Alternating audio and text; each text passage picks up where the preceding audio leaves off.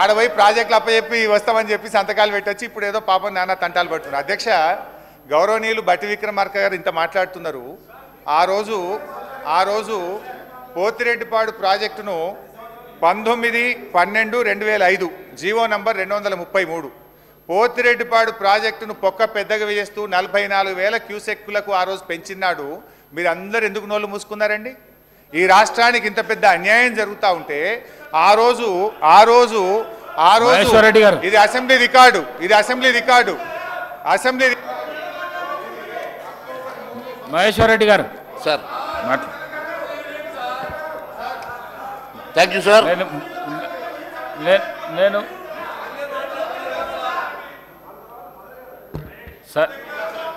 Sir Harish Rao గారు మీకు చాలా టైం నేను ఇస్తున్నా, మీరు మళ్ళీ డివేట్ అవుతున్నారు. మీరు కన్క్లూడ్ చేస్తా అంటే మీరు 1-2 minutesలో కన్క్లూడ్ చేయండి సార్.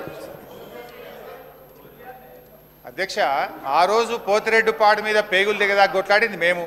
ఈ సభలో 40 రోజులు సభను స్తంభింపజేశాం అధ్యక్ష. ఎవ్రీడే అడ్జర్న్మెంట్ మోషన్ ఇచ్చి పోతిరెడ్డి పాస్ కోసం మీరు కొట్లాడితే ఆనాటి సభలో సభ్యులుగా ఉన్న వాళ్ళు ఇక్కడ మంత్రులుగా ఉన్నారు. ఆ రోజు పెదవులు మూసుకున్నది మీరు, ఆ రోజు పోతిరెడ్డిపాడు కోసం పేగులు దిగదా కొట్లాడింది మేము అధ్యక్ష. అదేవిధంగా రాయలసీమ లిఫ్ట్ ఇరిగేషన్ విషయంలో కూడా అనుమానాలు అపోహలు సృష్టించే ప్రయత్నం చేస్తుండ్రు.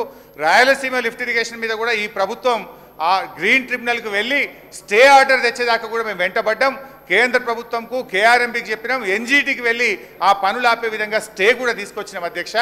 ఏ రోజు కూడా బీఆర్ఎస్ పార్టీ ఈ ప్రభుత్వం తెలంగాణ హక్కులకు ప్రయోజనం భంగం కలుగుతుంటే ఏ రోజు కూడా మేము కాంప్రమైజ్ అయ్యే ప్రశ్నే ఉత్పన్నం కాదు. మీరు అనవసరంగా లేనిపోని అనుమానాలు అపోహలు సృష్టించి సభను తప్పుదో పట్టించొద్దని నేనేదైతే ఈ యొక్క తీర్మానంలో 6 నెలల స్టిపులేటెడ్ టైంలో ట్రిబ్యునల్ నీటి పంపకాలు ప్రాజెక్టుల వారిగా చేయాలని సూచన చేశానో దాన్ని యాడ్ చేయాలని మీ ద్వారా ప్రభుత్వాన్ని కోరుతున్నాను.